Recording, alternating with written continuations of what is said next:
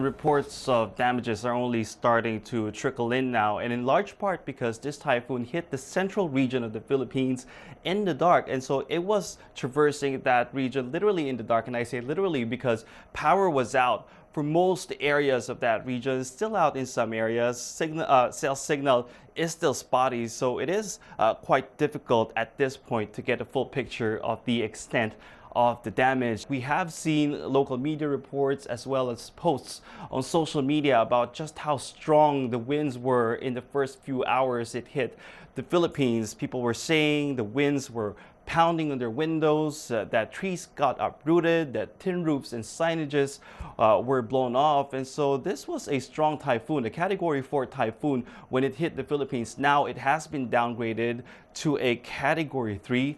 Still a strong typhoon though. And so we can expect people to still be in evacuation centers at least in the next 24 hours. So far though, no reports of that. Christmas is a big holiday here in the Philippines. It is peak travel season, and so with flights and sea travel grounded, I think you can imagine the scenario. Thousands of passengers are now stranded in various ports in the Philippines. In fact, they've had to spend Christmas Eve and Christmas Day in those ports. Some of them were even transferred to evacuation centers. Local governments that are handling those ports even had to ask additional assistance from the national government for food for those passengers. Local governments had evacuated or tried to evacuate people on Christmas Eve and on Christmas Day. Of course, people hesitated to evacuate, and so what the local governments had to do was to impose forced evacuation measures. And one governor